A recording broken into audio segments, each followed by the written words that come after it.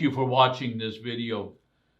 We were in the second chapter of Colossians, verse number 18 in our last video. I would ask you to go back and watch that because today we're in the next part of that verse. I was trying to get done with that verse and the clock just ran out. My time just ran out. And so we're continuing in verse number 18, again, the second chapter of Colossians, verse number 18. Now, the Apostle Paul is talking about things that will take away your joy.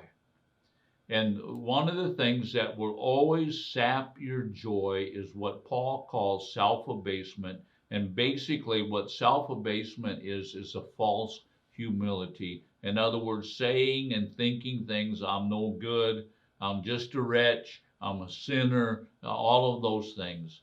Those things are self-abasement. Those things are a false humility, and you know what? They will steal your joy. Now, Paul talks about a prize here. And we went into Matthew, the 25th chapter, and we talked about how Jesus said, this is the prize for your being good and faithful. And he says, enter into my joy. You see, that's the prize, the joy of the Lord. And I believe that's the prize that the Apostle Paul is talking about. Well, the next thing that Paul mentions here in Colossians chapter 2, verse 18 is he says, the worship of angels. The worship of angels. Now, this was a religious worship, especially external, that consisted of a tremendous amount of ceremonies.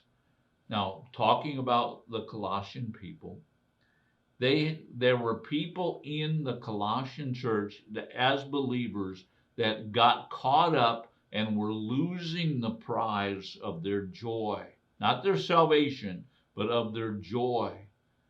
And they were losing that because they were worshiping angels. Oh, angels. Let me ask you a question. You ever run into a person that taught more about angels than they did about Jesus? Well, you know what? I believe that person has got a problem. Now, do I believe in angels? Yes. I can give you several testimonies of things that have happened to me where angels intervened and protected me and helped me. But do I worship an angel? Do I give homage to an angel? No, someday I'm going to judge an angel. Do you understand? But there are people that worship angels. And you know what? When you begin to worship anything but Jesus, you know what happens? You begin to lose your joy.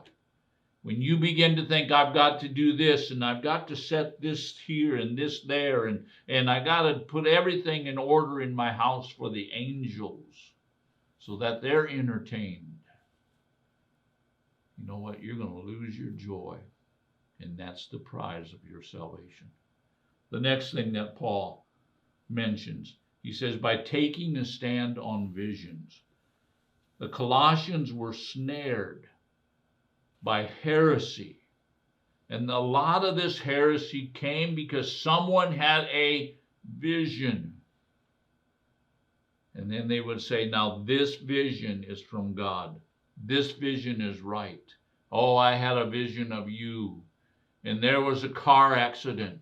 And because you didn't do this right, now you're going to pay the price and you're going to die. And this, that's a bunch of garbage. Listen to me.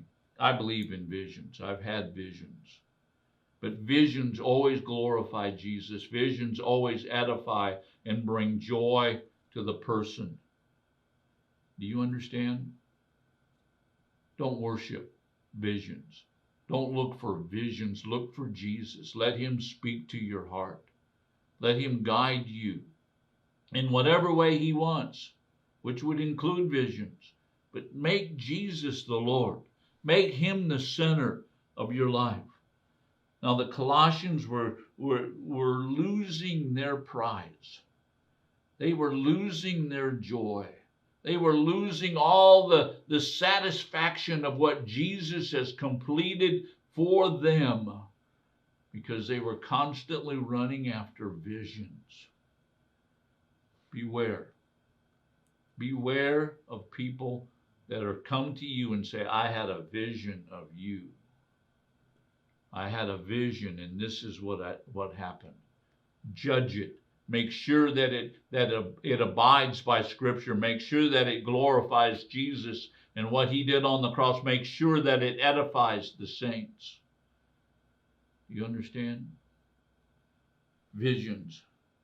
And then the next thing that he says, again in the last part of verse number 18, inflated without cause by his fleshly mind.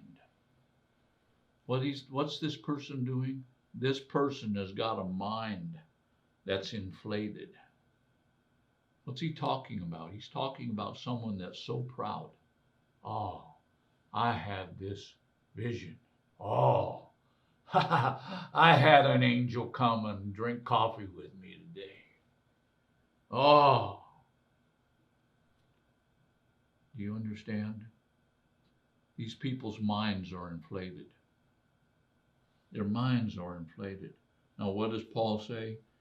They're inflated. It says he inflated without cause.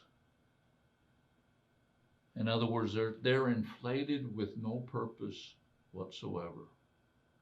They're inflated, but that inflated mind does absolutely nothing for you except to take away your prize. They have inflated. Well, let's go ahead and read it. Inflated without cause by his fleshly mind. This is a mind that's not spiritual. This is not a mind that's been renewed by the washing of the water of the Word. This is not a mind that's set on Jesus. This is a mind that's set on flesh, carnality. Carnality. Look who I am. Look what I've done.